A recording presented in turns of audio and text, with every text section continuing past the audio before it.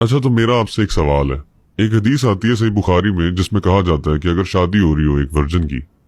تو اگر وہ خاموش رہے تو اس کی خاموشی بھی یس تسلیم کر لی جاتی ہے. پہلی تو بات یہ بھی آڈ ہے. دوسری چیز آگے اس کے یہ بھی منشن کیا گیا کہ اگر کوئی بندہ جو ہے وہ 2 فالس وٹنسز لے کے آئے اور کہے کہ جی میری اس سے شادی ہو گئی ہے، بے شک وہ خاموش تھی لیکن یہ شادی تسلیم کر لی جائے گی اور جج جو ہے وہ اس میں راضی ہو جائے گا، 2 بندے لے آئے اپنی مرضی سے اور چاہ کے شادی کروا لے. اب یہ بڑی عجیب سی حدیث ہے، اس کے بارے میں آپ کیا کہتے ہیں؟ دیکھیں، ایک بہت بڑی پرابلم جو ہم اپنے معاشرے میں فیس کرتے ہیں نا، وہ یہ ہے ہمارے یہاں ایک بہت غلط کانسیپٹ پایا جاتا ہے جس کو ٹیکنیکل ٹرمز میں انیکرونزم کہا جاتا ہے. انیکرونزم بیسکلی یہ ہے کہ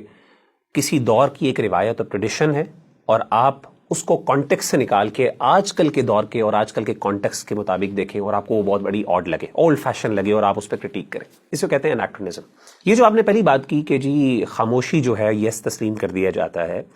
دیکھیں ہمارے معاشرے میں جہاں بہت زیادہ خواتین کو اوپن اور ان کے رائٹس اوپن ہونے کے اور اپنے رائٹس کے بارے میں بات کرنے کے اوپر پروموٹ کیا جاتا ہے، وہاں پہ واقعی یہ بات بڑی عجیب سی آڈ سی لگتی ہے کہ خاتون خاموش ہو گئی تو بس یس ہی یس ہے. لیکن اس معاشرے کو اگر آپ دیکھیں عربوں کے معاشرے میں، تو وہاں پہ یہ سوال حضرت عائشہ نے کیا، ایک خاتون نے کیا اللہ کے رسول صلی اللہ علیہ وسلم سے، اللہ کے رسول ایک خاتون بعض اوقات نہیں بول سکتی تو پھر کیا کرے، کیونکہ آپ نے حکم دیا تھا کہ اسے اجازت لینی. تو حضرت عائشہ نے کہا کہ اللہ، کیونکہ she was a woman, she was part of that society, اور کلچر ان کو پتا تھا کہ ہم خواتین نہیں بولتی، ہمیں مشکل ہوتا ہے، ہر خاتون نہیں بول سکتی. تو انہوں نے کہا اللہ کے رسول اگر کوئی خاتون نہیں بول پاتی، خاموش رہتی حیا کی وجہ سے،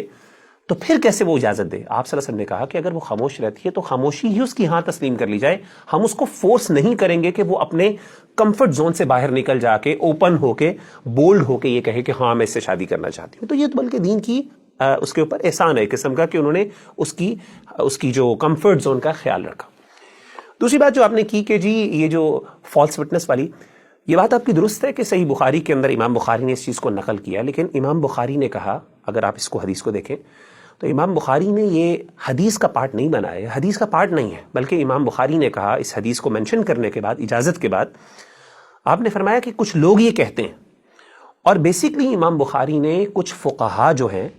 ان پہ کرٹیسزم کرتے ہوئے یہ کوٹ کیا کہ ان کی عجیب سی رائے ہے، بڑی آڈ سی، کہ وہ یہ کہتے ہیں کہ اگر کوئی بندہ فالس وٹنسز کے تھرو شادی کر لیتا ہے اور قاضی اس کو اپروو کر لیتا ہے، کیونکہ حدیث میں آتا ہے کہ قاضی کے پاس ایک اتھارٹی ہے، آلدو ولی کی غیر موجودگی میں اتھارٹی ہوتی ہے. حدیث میں آتا ہے السلطان ولی من لا ولی لہ، کہ سلطان اس کا ولی ہے جس کا کوئی ولی نہیں ہے. تو ایسے موقع پر انہوں نے کہا کہ اتھارٹی اس کے پاس چونکہ ہے، تو اگر سلطان اپروو کر دیتا ہے تو وہ کیا ہوگا، وہ اس کی میرج جو ہے، وہ میرج جو اس کا جو کانٹریکٹ ہے وہ ویلڈ ہوگا. آلدو اس سے امام بخاری ایگری نہیں کرتے، ہم بھی ایگری نہیں کرتے، اور اسی لیے انہوں نے کرٹیسزم کیا اس بات پہ کہ بڑی عجیب بات ہے کہ فالس وٹنسز کی بیسس پہ آپ کیسے ایک چیز کو ویلیڈیٹ کر سکتے ہیں. اور اس کو نہ صرف ان فقہا نے خود، بلکہ ان جن فقہا کے اوپر تنقید کی، ان کے فالوورز نے بعد میں کہا کہ امام بخاری نے ہمارے بڑے فقہا پہ تنقید کی. تو یہ تو انہوں نے کرٹیسزم کے لیے مینشن کیا، حدیث کا کوئی پارٹ نہیں. ہم اس سے اگری نہیں کرتے. یہ کسی بندے کی رائے ہے، کوئی ماننا چاہتا ہے مان لے دلائل کی بیسس پہ، وہ نہیں ماننا چاہتا نہ مان لے. تو اس کو حدیث کے ساتھ جوڑنے سے میرا خیال ہے